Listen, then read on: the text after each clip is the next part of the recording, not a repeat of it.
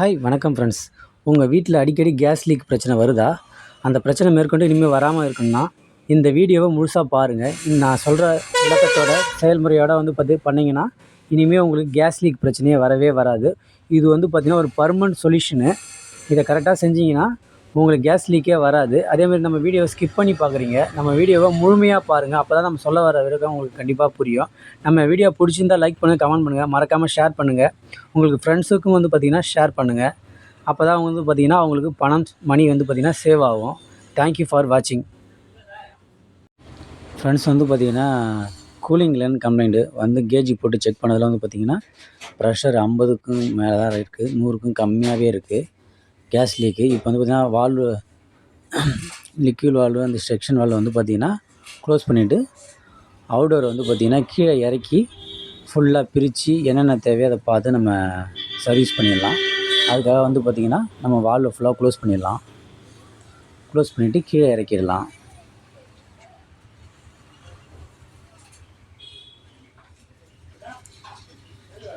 அவுடோரை மேலேருந்து கீழே இறக்கிடலாம். அப்போ தான் பார்த்திங்கன்னா நம்ம கரெக்டாக ஒர்க் பண்ண முடியும்.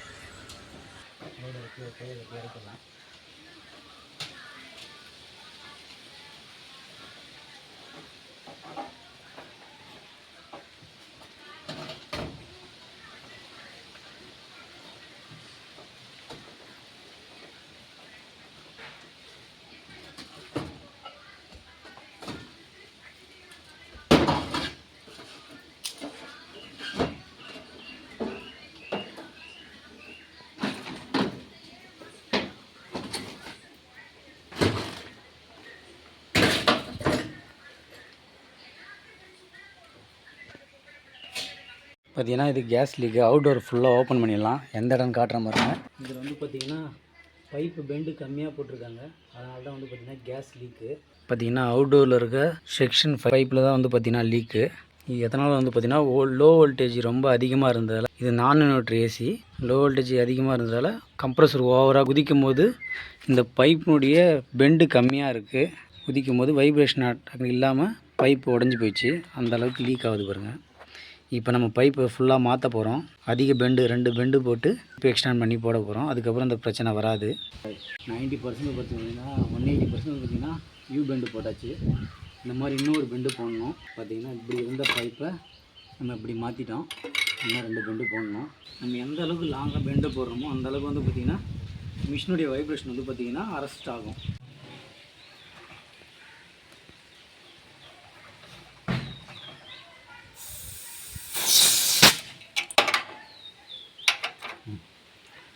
இப்போ பார்த்திங்கன்னா இந்த பைப்பு பார்த்திங்கன்னா சொஜிங் பண்ணி பெருசாக்க போகிறோம். எதுக்காக பார்த்திங்கன்னா இந்த பைப்புக்குள்ளார இந்த பைப் பார்த்திங்கன்னா உள்ளே எப்படி பண்ணுறதுன்னு பார்க்க போகிறோம். உள்ளார அப்படி ஃபிக்ஸ் பண்ணிடணும். இது மாதிரி ஃபிக்ஸ் பண்ணிவிட்டு இதை நல்லா சுற்றினீங்கன்னா அழகாக இந்த பைப் பார்த்திங்கன்னா சொஜிங் ஆகிடும். சொஜிங்னா பைப் விரிவாகிடும். அப்போ தான் இன்னொரு பைப்புக்குள்ளார இன்னொரு பைப் போட்டு நம்ம வெல்டிங் பண்ண முடியும்.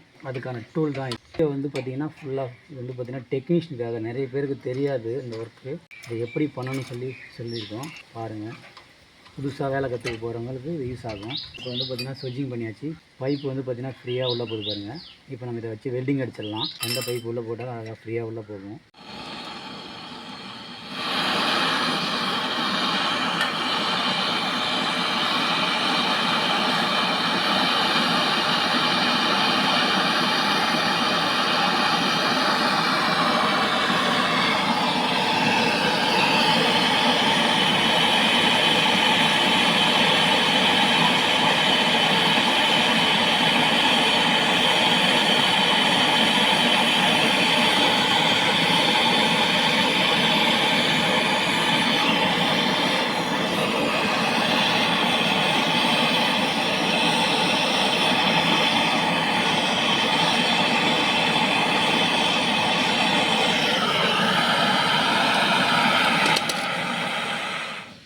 பார்த்திங்கன்னா நம்ம ஹீட் கட்டி எடுத்துட்டோம்.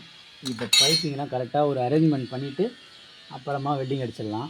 நம்ம இப்போ பைப்பு ஒன்று ஒன்றா வெல்டிங் அடிச்சிடலாம். அப்போ தான் பார்த்திங்கன்னா நமக்கு ஒரு பொசிஷனில் கரெக்டாக உட்காரும். இந்த மாதிரி நம்ம நிறைய லென்த்தாக பைப் பெண்ட் பண்ணி போடும்போது மிஷின் எந்த அளவுக்கு வைப்ரேஷன் ஆனாலும் நமக்கு பார்த்திங்கன்னா கம்ப்ரஸர் உள்ளார பார்த்திங்கன்னா பைப் கட் ஆகாது. அதே போல் பார்த்திங்கன்னா ஒரு பைப்போடு இன்னொரு பைப்பு ஒராயமாக பார்த்துக்கணும். மிஷின் ஓடும்போது சின்ன வைப்ரேஷன் இருந்துக்கிட்டே இருக்கும் எப்பயுமே. அது பைப்பு சரியாக பெண்டு அதிகமாக போடலன்னா நமக்கு மிஷினுக்கு வெளியில் காட்டும். அதாவது அவுட்டோர் ஸ்க்ரூ போடாமல் ஸ்லாப்பில் வச்சுருந்தா நகர்ந்து கீழே விழுகிற அளவுக்கு வாய்ப்பு வரும். பார்த்திங்கன்னா வெல்டிங் அடிக்க போகிறோம். ஸ்டெப்பாக ஃபஸ்ட்டு கம்ப்ரஸர் சைட்லேருந்து இந்த பக்கம் ஸ்டெப்பாக வெல்டிங் அடிச்சிடலாம். அது வந்து பார்த்திங்கன்னா இதான் வந்து பார்த்திங்கன்னா கம்ப்ரஸரு. இது வந்து பார்த்திங்கன்னா அக்யூம்லேட்டர்னால் இது ஒரு வந்து பார்த்திங்கன்னா ஃபில்ட்ரு. இது வர கேஸில் வந்து பார்த்திங்கன்னா தேய்மானம் இருந்துச்சுன்னா டஸ்ட்டு நிறைய இருக்கும், அது ஃபுல்லாக இதில் வந்து நிற்கும். அதே போல் ஆயில் வந்து பார்த்திங்கன்னா இதில் தான் ஸ்டோரேஜ் ஆகும். இதுக்கு பேர் அக்யூம்லேட்டர்னு சொல்லுவாங்க. இப்போ அடுத்த வெல்டிங் அடிச்சிடலாம் நம்ம.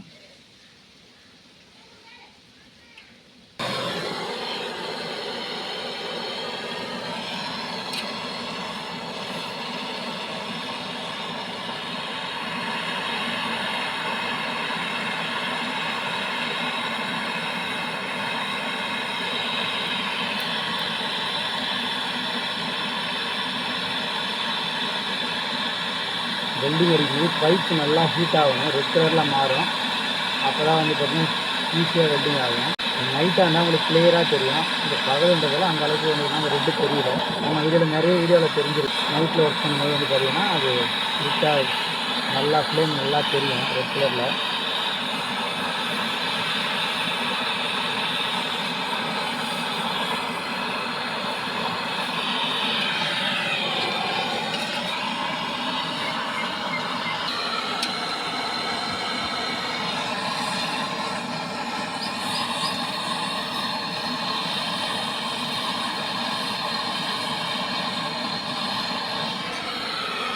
இப்போ வந்து பார்த்திங்கன்னா 2 வெல்டிங் அடித்து முடிச்சிட்டோம். இன்னும் ஒரு வெல்டிங் தான் இருக்குது. பார்த்திங்கன்னா 3 பைப்புமே வெல்டிங் அடித்தாச்சு. எந்த அளவுக்கு தெளிவாக கிளியராக அடிச்சிருக்கோம் பாருங்கள். வந்து பார்த்திங்கன்னா ஒர்க்கை கம்ப்ளீட் பண்ணிட்டோம். இப்போ வந்து பார்த்திங்கன்னா அவுட்டோர் கவர் ஃபுல்லாக க்ளோஸ் பண்ணிவிட்டு வந்து பார்த்திங்கன்னா அவுட்டோரை மேலே ஏற்றி வேக்கம் பண்ணி கேஸ் சார்ஜ் பண்ணிட்டு போகிறோம். நம்ம கேஸ் சார்ஜ் பண்ணுறது, வேக்கம் பண்ணுறது இதெல்லாம் நிறைய வீடியோ ஏற்கனவே போட்டிருக்கோம். அதனால் வந்து பார்த்திங்கன்னா அந்த வீடியோவை நம்ம போடலை. இதோட நம்ம முடிச்சுக்கிறோம். நம்ம வீடியோ பிடிச்சிருந்தால் லைக் பண்ணுங்கள், கமெண்ட் பண்ணுங்கள், மறக்காமல் ஷேர் பண்ணுங்கள். நம்ம வீடியோ ஃபுல்லாக பாருங்கள். அப்போ தான் நம்ம போடுற விளக்கங்கள் சொல்கிற விஷயங்கள் வந்து பார்த்திங்கன்னா தெளிவாக புரியும். நிறைய பேர் ஸ்கிப் பண்ணி பார்க்குறது, என்ட்ரன்ஸில் வந்து பார்த்திங்கன்னா சுவாரஸ்யமாக இல்லைன்னு சொல்லிவிட்டு வீடியோ ஸ்கிப் பண்ணிவிட்டு போயிடுறீங்க. ஆனால் எண்டில் தான் தெரியும் நம்ம என்ன விஷயம் சொல்கிறோம்.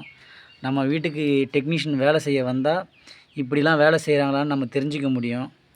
இல்லைனா அப்படியே வந்தாங்கன்னா வர டெக்னீஷியன் வந்து ஏதாவது ஒன்று பண்ணிவிட்டு அப்போதைக்கு வேலையை முடிச்சுட்டு பேமெண்ட் வாங்கிட்டு போயிட்டே இருந்துருவாங்க. அதனால் வந்து பார்த்திங்கன்னா இந்தமாரி ஒர்க் பண்ணுறாங்களான்னு கூட இருந்து நம்ம பார்க்கணும். அப்போ தான் வந்து பார்த்திங்கன்னா தெரியும். எல்லா டெக்னீஷியனும் நான் குறை சொல்ல. நிறைய டெக்னீஷியன் வந்துன்னா அப்போதைக்கு வந்து ஒரு 1000 கொடுங்க, 2000 கொடுங்க, 3000 கொடுங்க வாங்கிட்டு போயிடுவாங்க, திரும்பி வரமாட்டாங்க. அதுக்காக சொல்ல வரேன்.